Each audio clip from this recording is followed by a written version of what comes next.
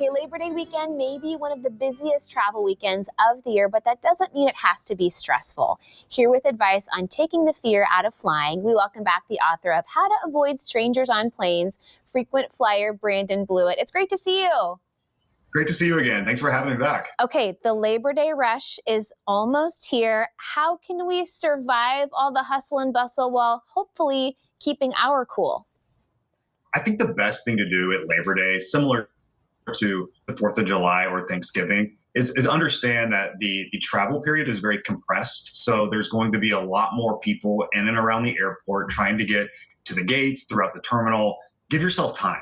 If you're not feeling that you're going to miss your flight because you decided to chance it, I've heard this airport theory where people almost like to do that. I don't understand that. I think giving yourself time, it will make the stress of this holiday weekend be much easier to manage. And times like this give me so much empathy for the wonderful flight attendants and all the gate agents, all the people that make our travel possible. We should express some extra kindness to them too. Absolutely. Okay, what about people do have a lot of maybe anxiety about flying right now for lots of different reasons, but it's still such a safe way to go, right? It is. Statistically, it's the safest way to travel. And obviously there's going to be news stories that pop up when things take place. But when you hear of those incidents, it's important to realize that in the vast majority of them, there aren't even injuries. And so to me, that gives me comfort that yes, even if something were to go wrong, it's definitely the safest way to travel. That's true. There are so many systems and processes in place to keep us all safe. So what about just dealing with all of the crowds and long lines? Do you have some tips for us to survive those things?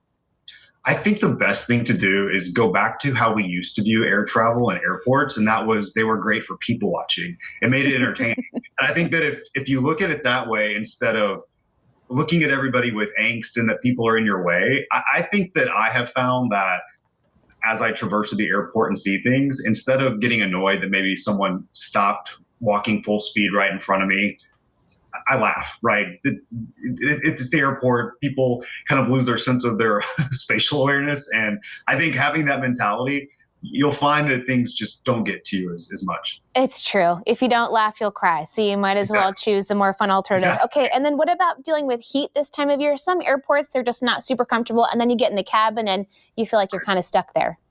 There's a couple tricks there. So one thing that you can do is take the first flight out in the morning. That flight's been there overnight. The sun has not been beating down on it. So the temperatures are going to be a little bit cooler on board the aircraft. As you mentioned, terminals can be very fickle. It can be 100 degrees outside, and then you get inside the terminal and it's 50 or feels like it's 55 degrees. I always pack a light jacket or a layer to keep in my backpack so that it's always with me in case it is a little cooler. And then it's something I can peel off really easily and store if I don't need it. And I think my biggest piece of advice is related to shoes.